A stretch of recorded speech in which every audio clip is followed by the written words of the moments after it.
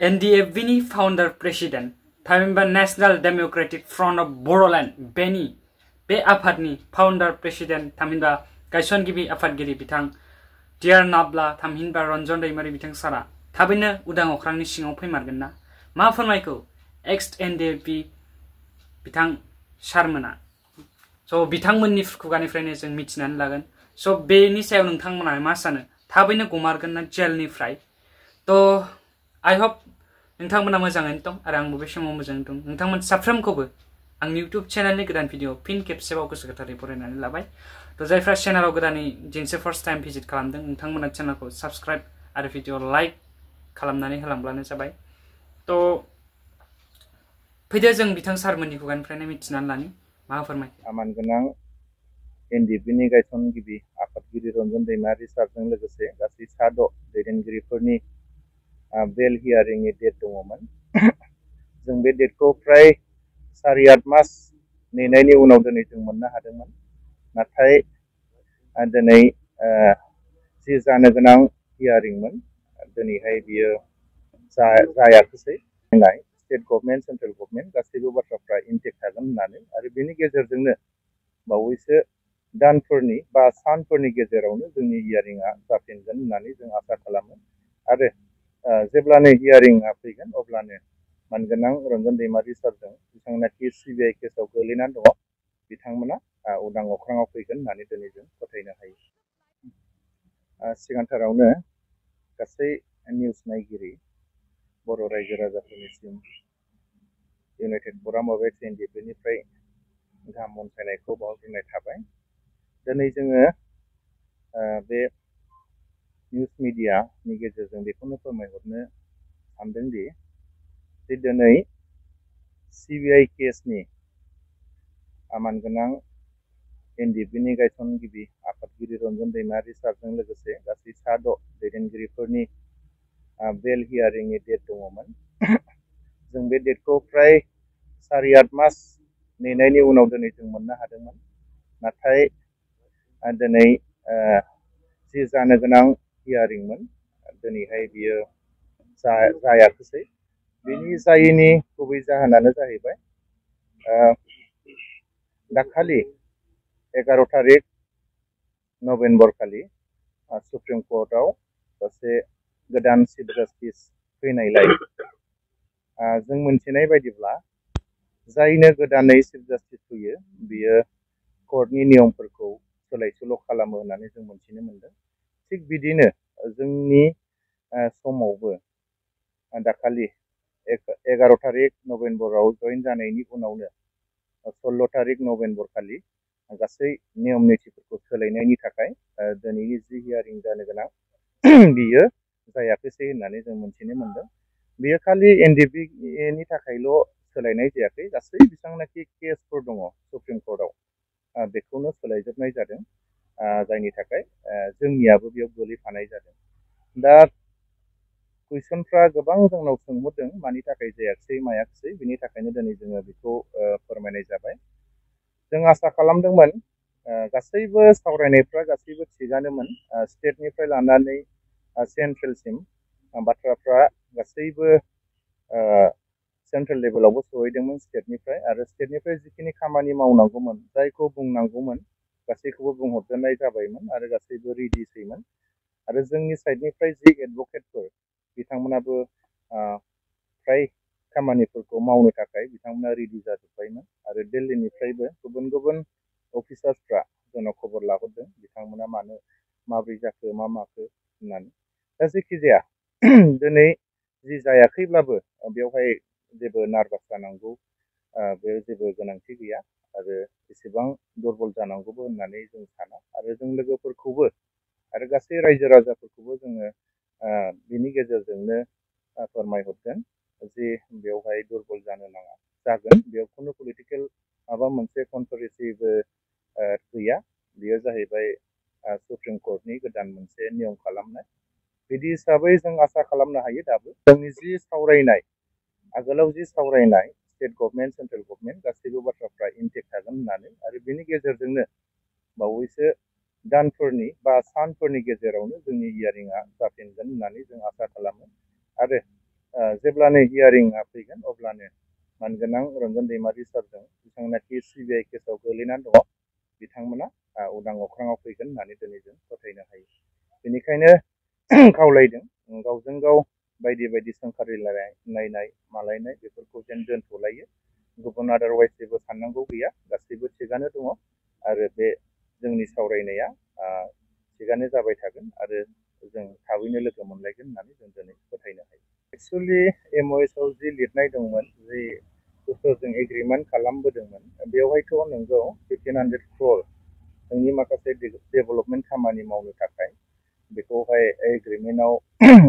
लिरनानै दोननाय जादोंमोन। नाथाय जों बेफोरखौ जेबो उदिसान लायाखै, मानो होनोबा जोंनि खामानिया इउनाइटेड फराम हिसाबै गुबुन गुबुन गोबांथार जोंनिनो जेंना थानाय हिसाबै बेफोर 1500 खौथियानो जा 800 खौथियानो जा बिथांनाखि मा फैदों बेफोरखौ जों उदिसान लायाखै। मानो होनबा जोंहा केसनि सायाव जोङो नांथाबनानै थाबाय, लोगोसे साख्रि बाख्रिनि सायाव जों नांथाबनानै थाबाय, रिहेबिलिटेसननि सायाव जोंहा नांथाबनानै थाबाय, एक्स ग्रेसियानि सायाव आरो बिदिनो सिबिआइजों लोगोसे NIA, बेनि अनगायैबो स्टेटआवनो थानाय केसफोर दङ आरो बिनि अनगायैबो आदार स्टेटआव थानाय केसफोर दङ। बेफोरखौ रायलायैनो सावरायलायैनो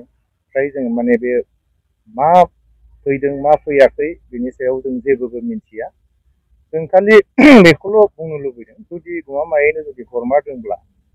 बबेयाव मा बाहायजादों बाहायजायाखै बेफोरखौहाय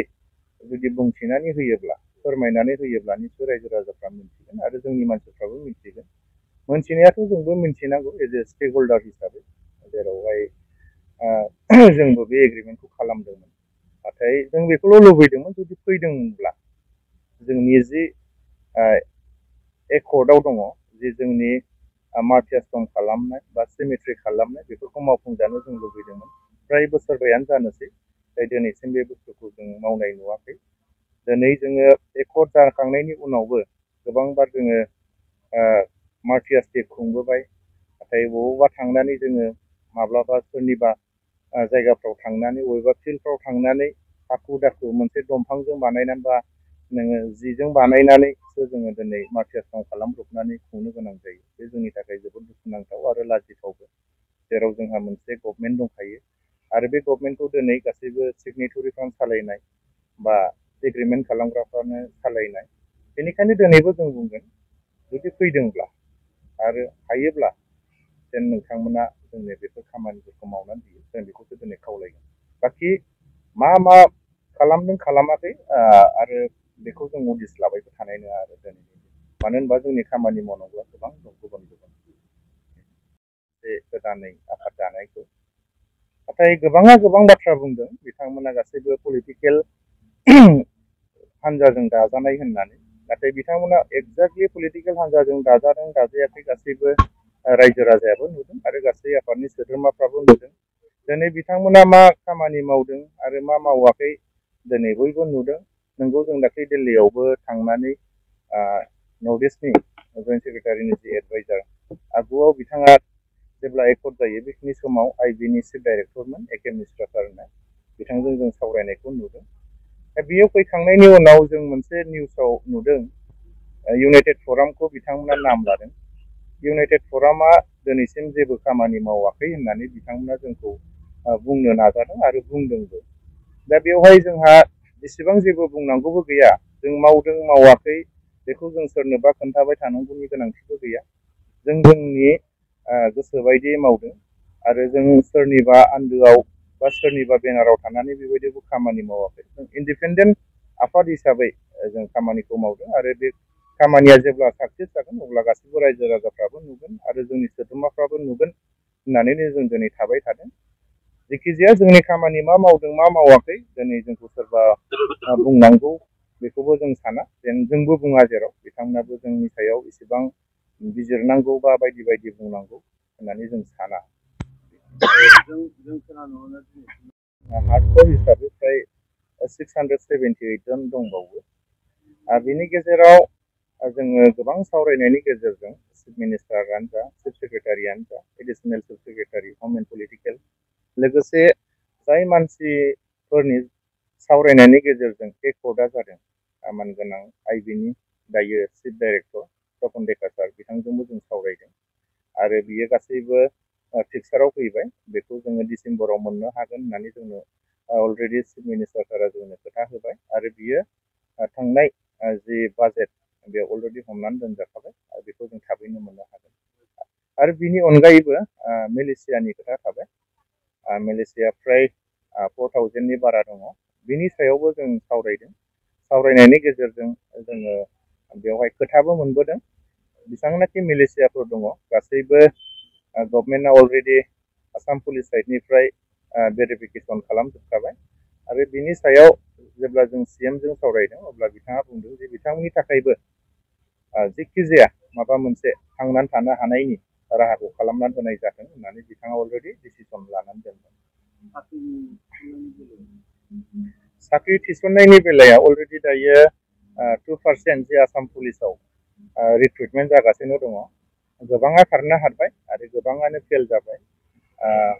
बांद्राय मोजां प्रेक्टिस गैयिफ्रा दिनै सोरबा बायदिया 5 सेकेन्ड बा 10 सेकेन्ड बेनि गेजेरावनो दिनै खारजोबनो हायि बायदि जादों आरो खोनानो मोन्दों चिरां डिस्ट्रिक्ट हिसाबैबो रिसेन्टलि मैयासो आङो 23 जन मानसि खारनो हादों होननानै बेबायदिनो दाब दाब डिस्ट्रिक्टफ्रावबो गोबां खारनो हादों जोंहा खथा हिसाबै फ्राय 180सो जायो बेनि अनगायैबो बारा फ्राय 300 नङाबा 400सो सोनायनि खोथा जोंनो होनाय जादों आरो बिनि थाखाय बेसेबांखिनि मानसिफ्रा खारनो हादों बिथांमोना फ्राय मोनगोन होननानै जों दिनैहाय फोथायनो हायो आरो बिनि अनगायैबो जोङो दाखालि जेब्ला 5 नभेम्बर बेवहाय जोङो दिल्लीयाव सावरायदों बेखिनि समाव जोङो एनडिएफबिनि अनगायैबो जेसेबांनाखि बर' लाइमोनफोर दं सेंग्रा सिख्ला बिथांमोननि थाखायबो फ्राय जोङो सावरायनाय जादों बेयाव पेरामिलिटारियाव स्पेसियेलि सावरायनाय जादों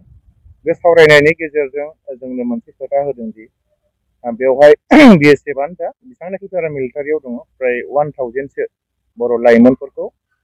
जों थिसननानै होनायनि जों थांखि लानाय जादों होननानै बिथांमोना जोंनो फोरमायहरदों आरो बेखौ दाबो माबा होनाय जाथ'वाखै बावैसो दाननि गेजेराव बेखौहाय डिक्लेयार होनाय जागोन होननानै जोंनो खोथा होदों आरो बाखि एक्स ग्रेसिया दङ जोंहा एक्स ग्रेसियानि सायावबो जोङो बेबायदिनो सावरायदों आरो 228 जना बावैसो सान नङाबा दाननि गेजेराव बिथांमोना मोननो हागोन बाखि बेसेबांनाखि दंबावो 1400 जन बेखौबो थाबैनो भेरिफिकेसन खालामनायनि गेजेरजों गासैखौबो मावफुंनाय जागोन होननानै जोंनो खोथा होनाय जादों ओरैनो फार्स्टलि जेब्ला इउनाइटेड फराम दाजेनदोंमोन बेखिनि समाव जों बिटिआर गभर्नमेन्टजोंनो सावरायलाय जों खामानिखौ मावदोंमोन नाथाय गेजेर ससेयाव जेब्लानो इलेक्सन जानो नागिरो बेखिनि समाव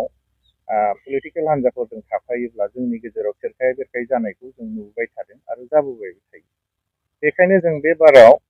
कमप्लिटलि पलिटिकेलावहाय जों हाबसना होननानै जों थादोंमोन दा बे हाबसननि थाखाय दिनैहाय जोंनि गेजेराव बोखावनानै होबाय हयथ' जों थांजोबोमोनब्ला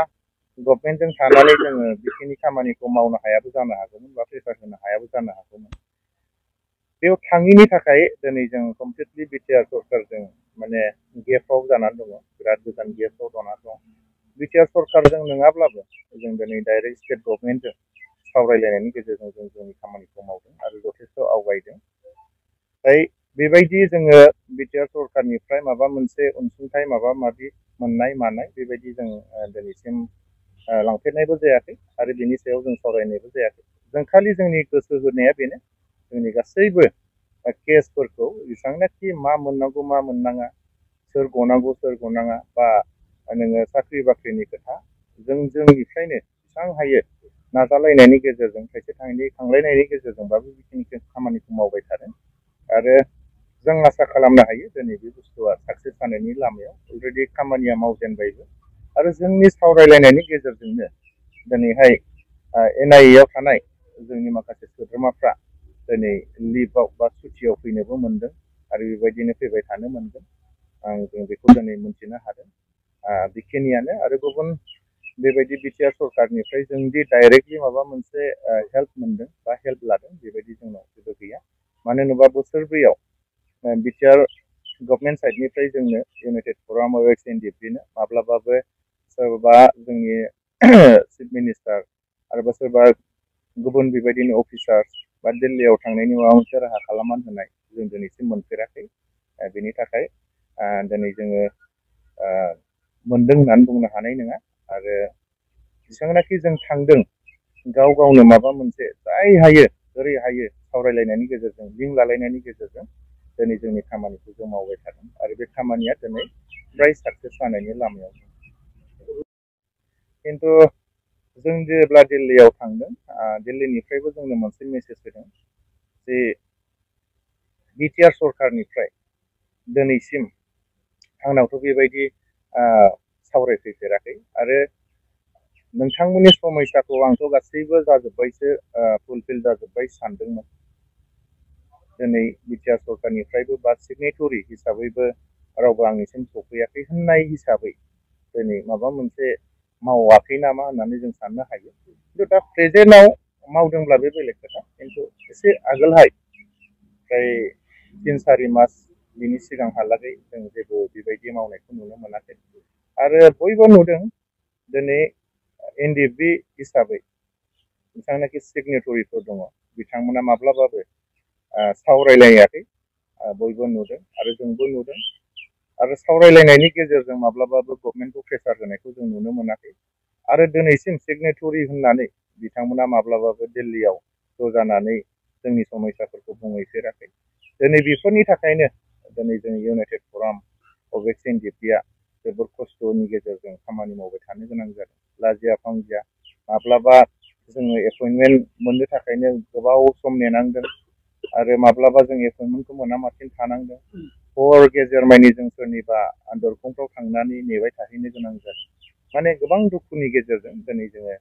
खामानिखौ मावदों। नाथाय दिनैहाय जोंहा डाइरेक्ट दिनै कन्टेक्ट जाबाय,